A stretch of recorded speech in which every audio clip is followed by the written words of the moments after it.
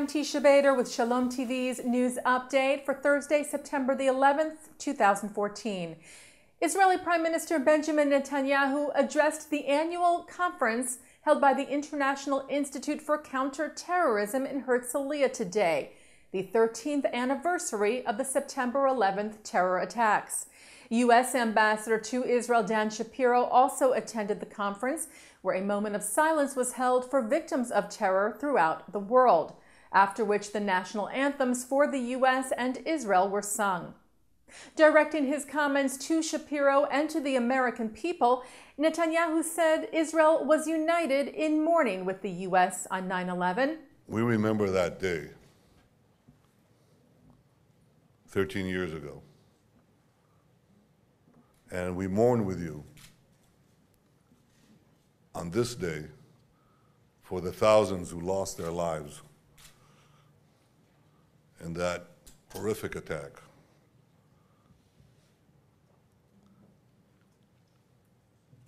All of Israel mourned on September 11th. In Gaza, they were dancing on the roofs. They were handing out candy. That's the moral divide. Now, that moral divide has never been clearer than it is today, because Hamas, like Al-Qaeda and its affiliates, Al-Nusra, or its new growth, ISIS, or Boko Haram, Al-Shabaab, Hezbollah, supported by Iran, all are branches of the same poisonous tree.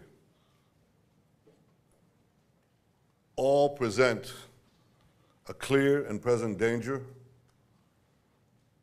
to the peace and security of the world and to our common civilization. That's why Israel fully supports President Obama's call for united actions against ISIS, and we are playing our part in this continued effort. Some of the things are known, some things are less known. We have always viewed it as our common battle for our common future. The United Nations confirmed today that all 45 Fijian peacekeepers who had been held for 2 weeks by an al-Qaeda-linked group near Syria's border with Israel in the Golan Heights have been released. As you may have seen on IBA News, the UN press office said that the peacekeepers were in good condition and would undergo medical assessment. Earlier today, an IDF military spokeswoman said the peacekeepers had crossed into Israeli-held territory in the Golan Heights, saying, "We opened the border and they entered."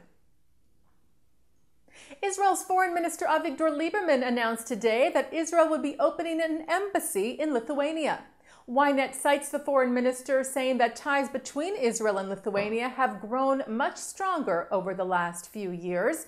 Lieberman made the announcement during an official visit to the country this week, where he met with Lithuanian President Dalia Grybauskaitė and other government officials, and thanked Lithuania for its support at the United Nations during the recent conflict in Gaza. The embassy is set to open its doors at the beginning of next year in the capital of Vilnius.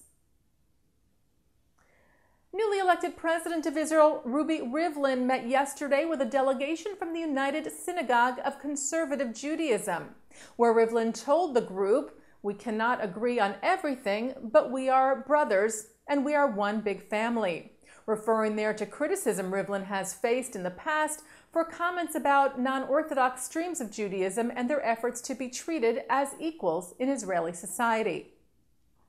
Rivlin also met yesterday with a solidarity delegation from the American Jewish Committee. AJC President Stanley Bergman, leading the group, said to Rivlin, "We have been here for all the challenges of Israel, and we are meeting with the person who represents the morality of Israel," adding, "We look to you as the unifying force for the entire Jewish people."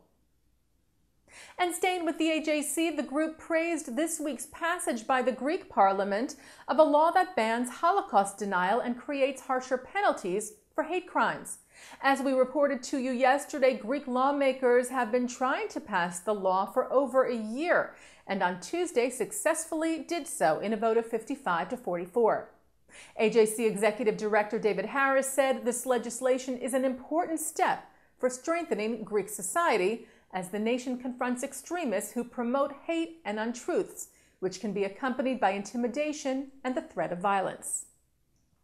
B'nai B'rith International praised the bill passing as well, noting that it comes at a time of need as the rise of the neo-Nazi Golden Dawn Party has sparked anti-Semitic and xenophobic crimes throughout the country, calling the law a positive and necessary step toward tolerance and inclusiveness in Greek society.